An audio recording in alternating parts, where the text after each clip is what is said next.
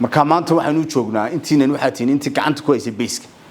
marka basic baan rabnaa inaan dhisno wasaaradda waxbarashada iyo sayniska gobolka Awdal ayaa waxay maanta tababar u qabatay maamulayaasha dugsiyada hoose ee gobolka Awdal tababarkaasi oo ujeedadiisu daarneed kor u qaadista tayada waxbarasho ee dugsiyada doorka macalinka iyo maamulayaasha kala duwan ee dugsiyadaasi iyo sidoo kale sidii loo horumarin lahaa akhris qoraalka tababarkan ayaa waxaa maanta daafuray Gudoomiyeha Wasaaradda Waxbarashada iyo Sayniska gobolka Awdal iyo sidoo kale Maxamed Yuusuf oo ah madaxa kormeerka ee wasaaraddaasi kulankan ujeedadiisu waxa weeyaan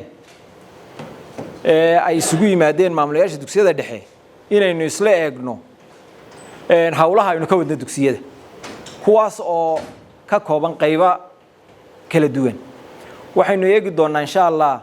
tayada ardayda ama waxbarashada ee dugsiyada waxaynu isla falanqayn doonaa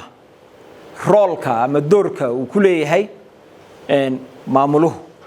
waxaynu isla eegi doonaa standardska ama standards performance-ka caalamiga ee lagu shaqeeyo ayaan iyagana isla eegi doonaa waxaan isla eegi doonaa akhris qoraalka iyo improvement-kooda sida loo horumarinayo ayaynu isla eegi doonaa insha Allah kullay kulankan ujeedada aan u qabanay waxyaabahaas oo xambaarsan yahay runtii waxaan rajaynaynaa in midho fiican ama qodobo fiican ka soo baxaan kulankan marka uu insha Allah inoo dhamaado tababarkan intuu soo waxaan doonayaa inaynu ku kala faa'iideysano idinkuna waxa tihiin khibradii iyo experience-kii gacanta ku hayay maamulka dugsiyada wasaaraduna cidii management-ga iyo lead kala hayd way marka aan doonayaa inagoo wada jirna in balaynu soo saarno hab ka duwan hababkii hore aynu wada jirnay nidaam ka duwan nidaamka technology-ga iyo adduunyada casriga inaynu la jaan qaadno sanad dugsiyeedka dhamaadayna bal sanad dugsiyeedka aynu bilaabayna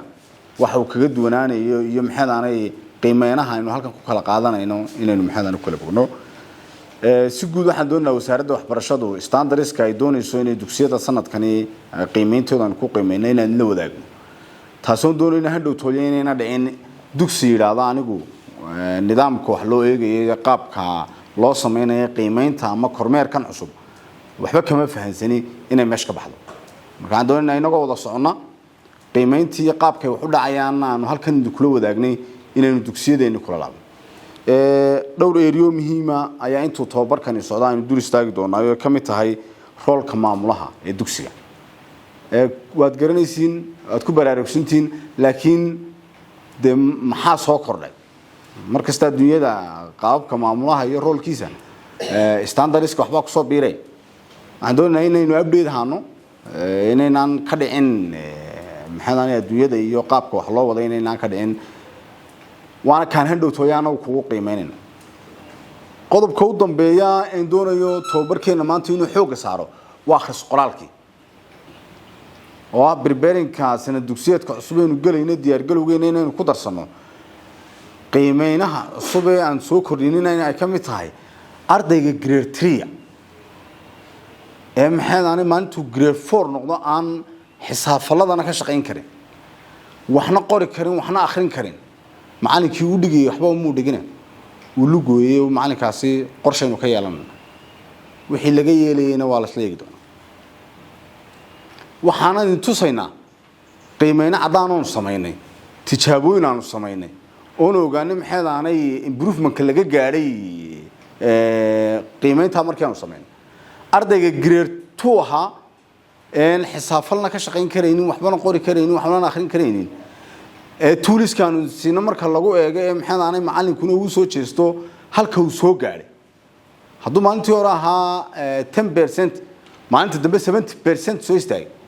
waxaad arkaysaa rate-ka uu kacay ardaygaas xaqiiqda marka laga hadlana haddaanu macallinku diyaar u ahayn ilmaha yar inuu ka dhiso akhris qoraalka uu ka dhis kara halkay sartu ka quluntan halka meeshaan doonayna maanta in xoog la saarana oo handhow tooyo aad loo faahfaahin doono oo maxaadaan tools badan oo lagu shaqeynaya aan tusi doono wax walba maanta kamaanaan dhigin wax aanu lectures aan soo jeedinin lectureadani maaha uun maxaadaan ku walka qoro mid kasta toolskiisa baa dabayaan wasaaradda waxaan doonayaa gobolku inuu halkii lagu yaqaanay meel ka sareysa soo gaaro shakhsiyan gobolka Awdal gobolka aqoonta ahaa halka laga soo dhisayaana waa basic marka maanta waxaanu joognaa intiina waxaa tiin intii gacanta ku haysay basic marka basic baan rabnaa inaan dhisno